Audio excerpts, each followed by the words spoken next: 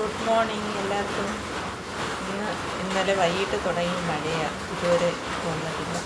ഭയങ്കര മഴയായി. ഈ മഴ എല്ലായിടത്തും ഉണ്ടെന്ന് പറയാനായിട്ട്. അങ്ങനെ കുക്കറിനകത്ത് ഇച്ചിരി ചോറ് മതി. ഇന്ന് ദോശക്കല്ല് കണ്ടപ്പോഴെല്ലാം മനസ്സിലായി കാണുമല്ലോ, ദോശയാണ്. ഇച്ചിരി മുട്ടക്രോസ് ഉണ്ടാകാതെ തോരനും വെക്കാമെന്ന് വിചാരിച്ച് പിന്നെ മുട്ടയും കൂടി ദോശ ഇട്ട് വെച്ച് മുട്ടയും കൂടി പൊരിച്ച് പിന്നെ മുട്ടക്രോസും കൂടി ഒന്ന് വെച്ച് അതെല്ലാം ഒന്ന് അരിഞ്ഞ് അതും കൂടി അടുപ്പയിലോട്ടാക്കി. ഇന്ന് കറികളൊന്നുമില്ല, മീനൊന്നും കിട്ടുന്നില്ല. മഴയൊക്കെ ആയതുകൊണ്ടും അതുകൊണ്ട് ഭയങ്കര മഴയാണ് ഇവിടെ. ഈ മഴ എല്ലായിടത്തും ഉണ്ടെന്ന് പറയുന്നതായിട്ട്. പിന്നെ അതുകൊണ്ട് മീനൊന്നും കിട്ടാത്തതുകൊണ്ട് ഉണക്കമീൻ ആണ്. 2 ദിവസം തൊട്ടേ ഉണക്കമീനാണ്.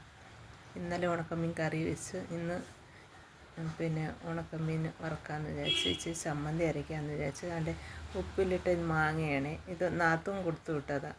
മോള് അവിടെ പോയപ്പോൾ കൊടുത്തു വിട്ടതാണ്. നാത്തൂൻ്റെ മോളും എൻ്റെ മോളും ഒരേ പ്രായക്കാരാണ്, മാസത്തിൽ വ്യത്യാസമേ ഉള്ളൂ. അവൾ സേലത്ത് നേഴ്സിങ്ങിന് പഠിക്കുന്നു. പേര് കാർത്തിക. പേര് പറയണമെന്ന് പറഞ്ഞിട്ടുണ്ട്, അതുകൊണ്ടാണ് പേര് പറഞ്ഞത്. എൻ്റെ മോളും അവളും കൂടി 1 വർഷമേ ഉള്ളൂ. ഈ 1 വർഷം കൂടി കഴിഞ്ഞ് 2 പേരുടെ പഠിത്തം തീരും. ഇനി മുമ്പോട്ട് പഠിക്കണം താല്പര്യമുണ്ടെങ്കിൽ പിള്ളേർ 2 പേരും പഠിക്കട്ടെ. എത്ര പഠിച്ചാലും അത്രയും നല്ലതാണ്. അങ്ങനെ എല്ലാം ഒന്ന് വൃത്തിയാക്കി പാത്രമെല്ലാം ഒന്ന് കഴുകി ഉണക്കമീനും കണ്ടിച്ചുകൊണ്ട് വന്ന് അതിനകത്ത് മുളകുപൊടിയും കൂടി പുരട്ടി അതും കൂടി ഒന്ന് വറക്കാൻ വെച്ച്.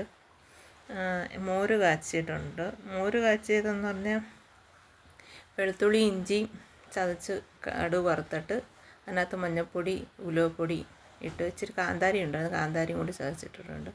മോരൊന്ന് കാച്ചി പിന്നെ മാങ്ങയിട്ട് ചമ്മന്തി അരച്ചു. പിന്നെ ഉണക്കമീൻ അച്ചാറിരിപ്പുണ്ട്, നാരങ്ങ. ഇതൊക്കെയാണ് ഇന്ന് തോനെ കറികളൊന്നുമില്ല.